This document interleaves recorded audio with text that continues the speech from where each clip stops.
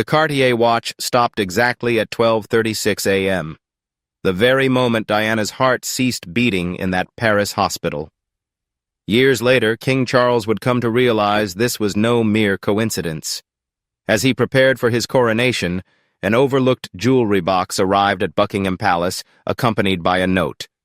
For Charles, open only when you truly understand what love means. Inside was more than just Diana's jewelry. It was a confession that would bring the king to his knees and reveal a love story the world never knew. What Charles discovered didn't just break his heart. It shattered everything he thought he knew about their marriage, her death, and a choice that still haunts him.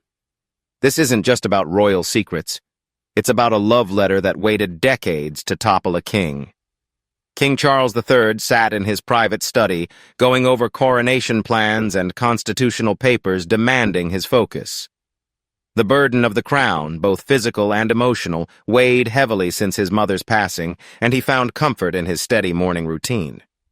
His private secretary, Sir Clive Alderton, knocked gently before entering with the day's mail. Among the usual official documents and diplomatic pouches was a small, unmarked package wrapped in faded blue paper. The handwriting on the address froze Charles's blood. Elegant, flowing script he recognized instantly, even after all these years. "Your Majesty," Alderton said softly, sensing the king's sudden pallor. "Shall I have security inspect it first?" Charles shook his head, hands trembling as he reached for the package. "No, leave me be, and make sure I'm not disturbed." Alone in the study where he had wrestled with so many decisions, Charles carefully unwrapped the package. Inside lay Diana's jewelry box, not the grand pieces she wore to public events, but her small personal collection kept in her private rooms at Kensington Palace. The mahogany box was just as he remembered, simple and elegant, with the Spencer family crest embossed in gold on the lid. Attached was an envelope addressed to him in Diana's unmistakable handwriting. His heart pounded as he opened it, revealing a single cream-colored sheet. "My dearest Charles," it began, and the king's vision blurred with tears he hadn't allowed himself to shed in decades. "If you are reading this, I am gone, and you have finally come to understand what I always knew. Beneath all our pain and public battles, we never stopped loving each other. This box holds the truth I could never share while I lived. Open it when you are ready to remember who we were before the world forced us to become something else." With shaking hands, Charles set the letter aside and lifted the lid of the jewelry box. The fragrance that escaped, a blend of jasmine and roses, Diana's signature scent, immediately transported him back to the early days of their relationship, to those stolen moments of happiness before duty and expectation crushed their fairy tale. But it wasn't the jewelry that made the king catch his breath. Hidden beneath the silk lining was another note, and beside it, something that would rewrite everything he thought he knew about their marriage and her death, the secret Diana had kept. Charles's hands shook as he carefully lifted the second note from beneath the jewelry box's false bottom. This one was different, scrawled hastily, urgent, dated just hours before Diana left for Paris. The ink was smudged in places, as if tears had fallen on the paper. She wrote, "Charles, I'm leaving for Paris tonight. But I have to tell you the truth before I go. The baby, the one I lost in December 1985, wasn't from my affair with James. It was yours. Our third child, our daughter." The words hit Charles like a punch to the chest. He gripped the edge of his desk, struggling to steady his breath. A daughter. They had lost a daughter he never even knew existed. Diana had carried this secret alone for more than 10 years. Through their divorce, through all the public battles and private heartache, the note went on. "I couldn't tell you back then. You were distant, cold after Harry was born. You had already made up your mind that our marriage was over, and I couldn't bring another child into a world where you might resent her. But I loved her, Charles. For those 3 months I carried her, I loved her with everything I had." Charles's vision blurred as tears streamed down his face. He remembered that winter, how Diana had seemed withdrawn, how she stepped back from public appearances citing exhaustion, how he had dismissed it as emotional drama, throwing himself deeper into work and his relationship with Camilla. "I named her Elizabeth Rose," Diana's note revealed, "after your mother and my middle name. I held a small funeral service at Althorpe, just me and the priest. She's buried in the Spencer family cemetery beneath a stone that simply reads, 'Beloved Daughter.' I visit her every year on what would have been her birthday, December 23rd. The king's sobs echoed through the empty study. All those Christmas Eves when Diana seemed sad, when she would disappear for hours and return with eyes red-rimmed. He had assumed it was the weight of their failing marriage, never realizing she was mourning their lost child. But there was more. At the bottom of the box lay a small velvet pouch. Inside was a locket he'd never seen before, white gold with a tiny diamond in the center. When he opened it, his heart broke completely. On one side was a photo of him and Diana from their engagement shoot, young and full of hope. On the other side of the locket was a grainy, faded ultrasound image, clearly showing the profile of their unborn daughter. Charles clutched the locket to his chest, tears streaming as he mourned the child he never knew, the wife who had borne such pain alone, and the love lost to pride, duty, and the heavy demands of royal life, the letter that uncovered it all. Through his tears, Charles noticed there was still more hidden inside the jewelry box. Beneath the spot where the locket had rested lay a thick envelope labeled in Diana's neat handwriting, "Read this, last." With trembling hands, the king unfolded it and found what appeared to be a diary entry from the final weeks of Diana's life. "I've been thinking about us again, Charles," it began. "About the real us, not the roles we played for the press or the palace. Do you remember that first night at Balmoral, before we were engaged? We walked by the lake under the stars, and you told me you were scared of becoming king because you didn't want to lose yourself in the role. I told you I would help you remember who you really were." Charles remembered that night vividly. It was one of the rare moments he let his guard down with Diana, sharing his deepest fears about duty and destiny. She had taken his hand and promised that no matter what, she would always see the man behind the crown. "I failed you, didn't I?" Diana's diary went on. "I got so caught up in my own pain, my own need to be loved, that I forgot my promise. I fought against you when I should have stood by you. I exposed our private struggles to the world when I should have protected what we had built together." Charles felt a tightening in his chest as he read her words. This wasn't the Diana the public knew, the victim, the wronged wife. This was a woman owning her faults, showing a level of self-reflection he had never seen before. "The truth is, Charles, I never stopped loving you. Even when I was with other men, even when I told the world about Camilla, even at my angriest, beneath it all, you were still the man I chose, the man I married, the father of my children." Charles set the pages down, overwhelmed. Diana's public story had been one of betrayal and heartbreak, but this private confession told a very different tale. She had been protecting something, not just herself, but maybe him too. "I know about the letters you wrote," she continued, and Charles's blood ran cold. "The ones you wrote after we separated but never sent. Edward found them in your desk and said, 'All those apologies, all those declarations of love and regret, why didn't you send them, Charles? Why did we both let pride get in the way of truth?'" The king's hands trembled violently. Those letters, he had written dozens of them in the months after their separation, pouring out his heart, begging for forgiveness, admitting his mistakes. But every time, duty and protocol held him back from sending those letters.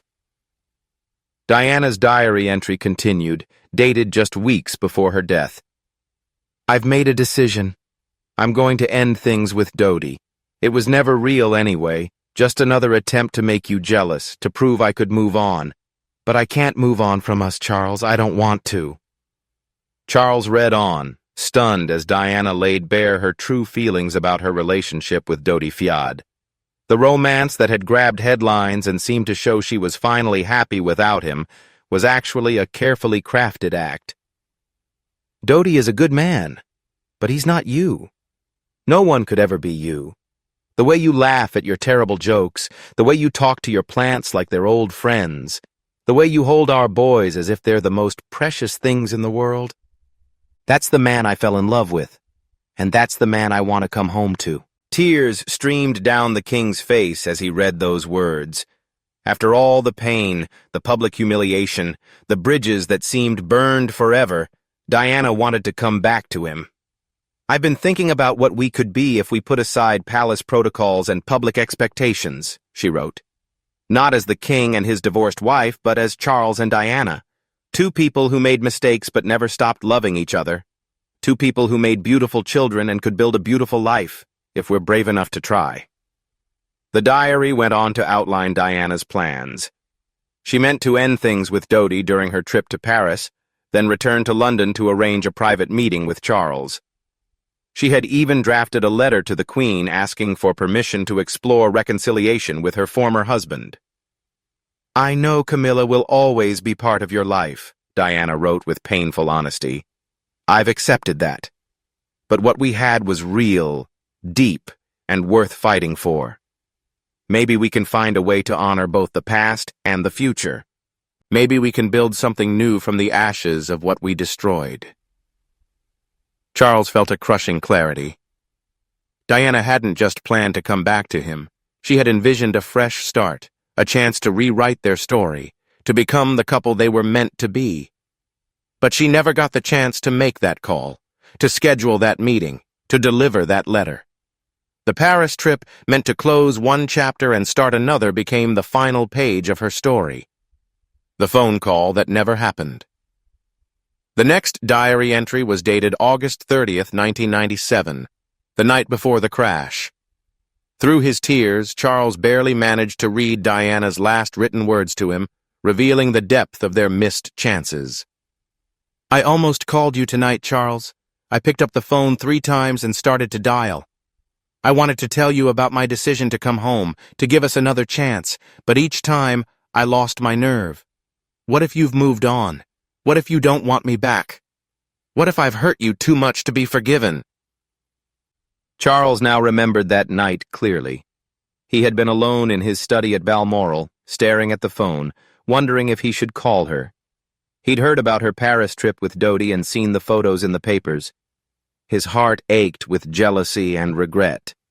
He too had picked up the phone several times, wanting to tell her how he felt, wanting to fight for their marriage one last time. I keep thinking about our wedding day, Diana's diary went on.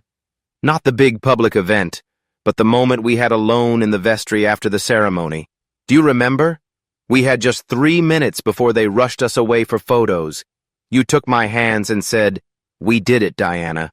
Whatever happens now, we did this together." In that moment, I felt so proud to be your wife, so proud to be choosing this life with you. The king broke down as he recalled that private instant. Amid all the chaos and spectacle of their royal wedding, those 3 minutes had been the most genuine, the most honest they ever shared. It was the last time they truly felt like partners instead of actors in a royal play. I want us to feel that way again, Diana wrote. That sense of being a team, facing the world side by side instead of apart. I know it won't be easy. The press will tear us apart. The palace will resist. But our boys deserve to see their parents genuinely happy, not just pretending for the cameras. The diary detailed Diana's concrete plans for reconciliation. She intended to move back to England for good, giving up her travels and high-profile relationships. She wanted to collaborate with Charles on their shared charitable causes, his environmental work and her humanitarian efforts. Most of all, she wanted to be a family again, not for public image, but for themselves and their sons. Tomorrow I end things with Dodi, and then I come home to you, her final entry read.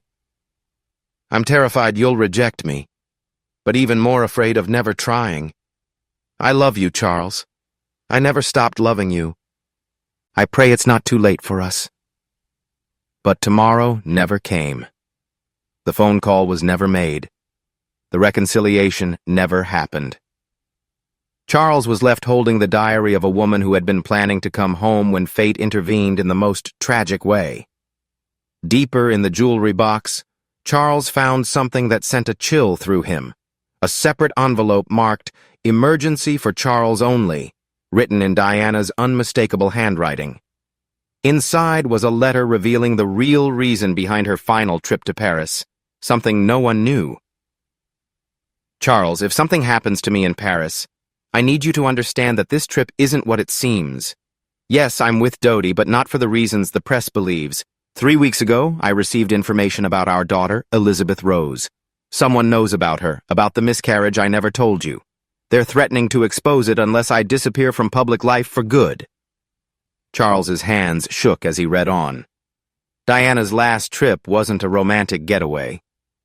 It was a desperate attempt to protect their family's deepest secret from being used against them. The person who contacted me claims to have medical records from the private clinic where I was treated after losing Elizabeth. Records that should have been destroyed. They want me to withdraw, to stop my humanitarian work, to become irrelevant. If I don't, they'll expose everything. The pregnancy, the loss, and the fact that you never knew. They'll paint you as cold and uncaring, a husband who turned his back when his wife needed him most. With each word, Charles understood that Diana's final months weren't about moving on from him. They were about protecting him, shielding the monarchy, and safeguarding their sons from a scandal that could have destroyed everything. I told them I needed time to consider their demands, she wrote. Paris is my cover, a place to think, to plan, to protect what we built, even if it wasn't perfect. The letter revealed that Diana had been secretly working with palace security, trying to track down who leaked her medical records. She believed the threat came from someone inside the establishment, someone determined to silence her. Dodi knows nothing, she confessed. He believes this is real. I hate deceiving him, but every moment I spend with him, my thoughts are with you, about coming home, about fighting this together. Charles wept, realizing she hadn't died chasing love, but defending her family. If they silence me, her letter concluded, promise me you'll remember who I truly was.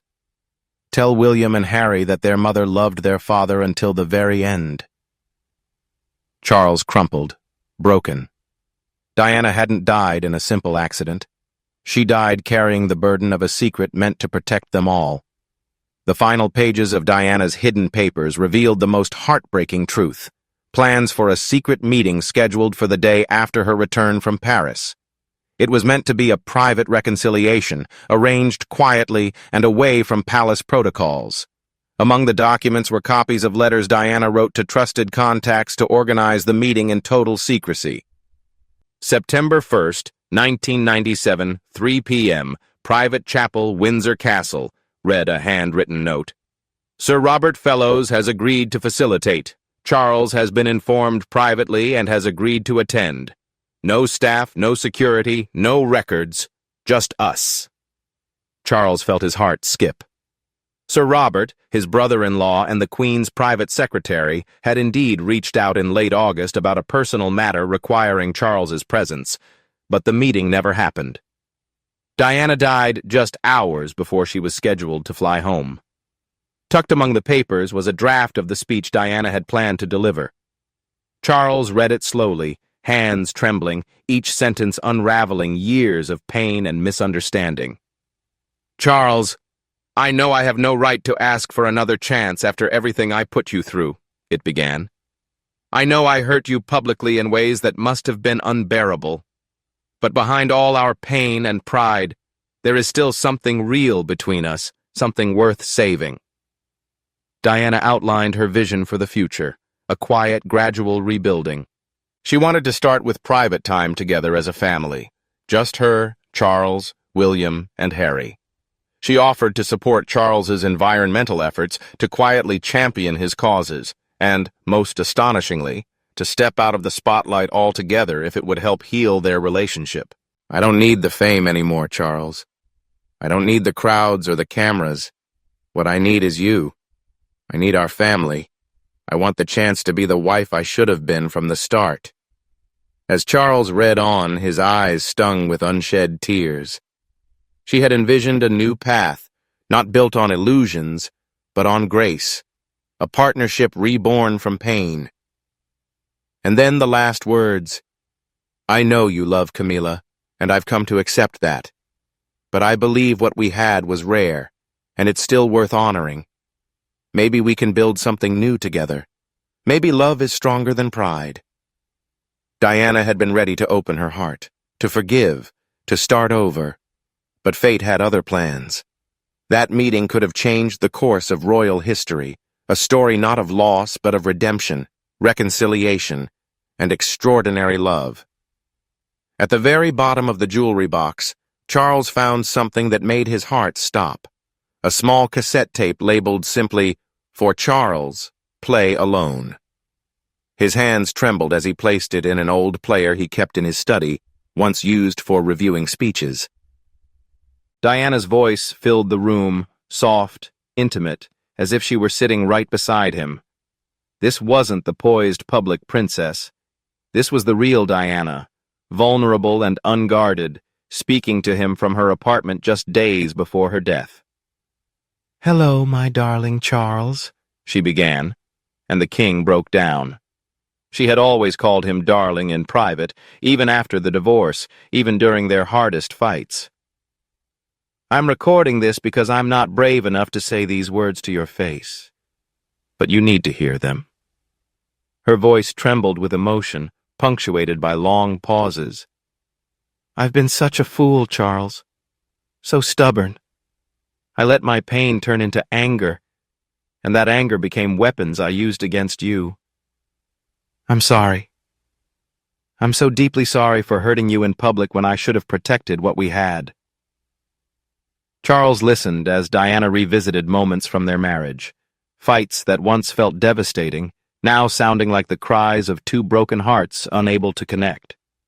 She took responsibility for her affairs, her dealings with the press, her deliberate attempts to wound him publicly. "The truth is," she said, "every time I lashed out, every time I tried to make you jealous or angry, it was because I was still fighting for us. It was the wrong way to fight, but it came from love. I never knew how to walk away from you, Charles. I never learned how to stop loving you." She spoke of quiet mornings at Highgrove, Charles reading to the boys, moments of laughter and warmth lost beneath the weight of duty and headlines. Then came a memory that shattered him. "Do you remember the night Harry was born?" she asked.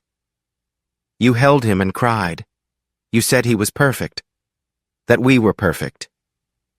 I think about that night often, about what it felt like to be a real family, not just a royal one." The tape ended with her voice breaking. "I may be too late. You may be too tired, too far gone with Camila, but I had to try. You're still the love of my life. Even if I'm no longer the love of yours, I'm coming home, Charles. I'm coming home to fight for us one last time." The tape clicked off, leaving Charles sobbing, broken by the heartbreaking realization that Diana had planned to return to him, until fate cruelly intervened.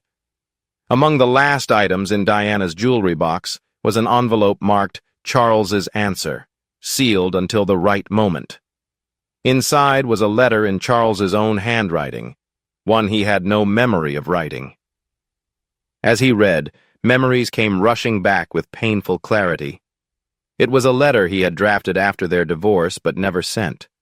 Somehow, Diana had gotten hold of it and kept it all these years, waiting for the perfect time to show him his feelings were returned. "My dearest Diana," it began in his own script. "I know I have no right to ask for your forgiveness after all the ways I let you down. The truth I never shared is that I was scared. Scared to love you as fully as I wanted to. You were so vibrant, so alive, so capable of real connection. I feared that if I opened my heart completely, you'd see how inadequate I felt, how emotionally distant, how trapped by the expectations of my birth.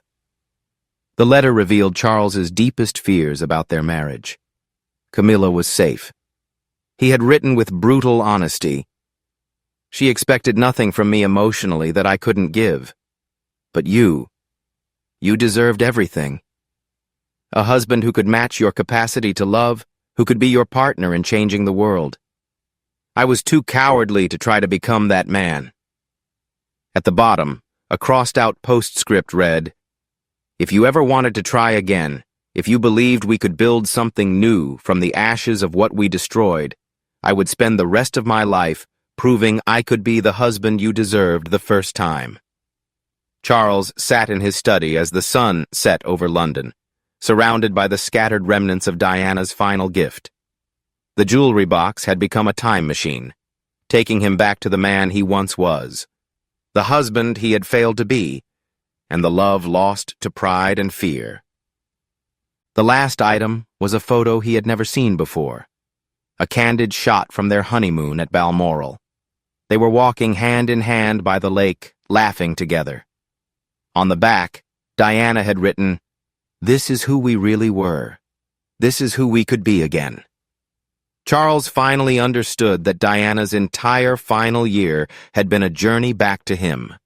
Every public relationship, every headline had been part of a complex dance of love and pride, all while she planned to come home. He thought of their daughter, Elizabeth Rose, who would have been 27 now. He pictured a young woman with Diana's warmth and his determination, a bridge between the royal family and the people they served. As darkness fell, Charles made a decision to honor Diana's memory. He would establish a private foundation in Elizabeth Rose's name, supporting mothers who had experienced pregnancy loss. Charles gently returned all of Diana's letters, recordings, and photographs back into the jewelry box. This would become his most cherished possession, proof that their love was real, worth fighting for, and capable of surviving even their deepest mistakes. As he prepared to leave his study, Charles whispered to the empty room, "I would have said yes, Diana. If you had made it home, if you had asked me to try again, I would have said yes." The words he'd been too proud to say for 27 years finally found their voice, echoing through a room filled with memories, regrets, and a love that would outlast crowns and kingdoms. The truth about King Charles and Princess Diana's relationship was far more complicated and heartbreaking than the world ever knew. Diana's final gift wasn't just jewelry. It was proof that their story hadn't ended with divorce, but had been moving toward reconciliation until tragedy struck. The king's tears weren't just for what was lost, but for what might have been. A second chance, a renewed partnership, and a love strong enough to overcome pride and past wounds. Charles learned that Diana had carried their deepest secrets alone. The loss of their third child, the threats that forced her to Paris, and, most heartbreaking of all, her plan to come home to him. Now the king faces a choice: keep these revelations private or share a truth that could rewrite royal history forever. What will Charles do with Diana's final love letter? How will it affect his reign and his relationship with their sons? Subscribe now for updates on this incredible story of love, loss, and the secrets that bind the royal family, even beyond death.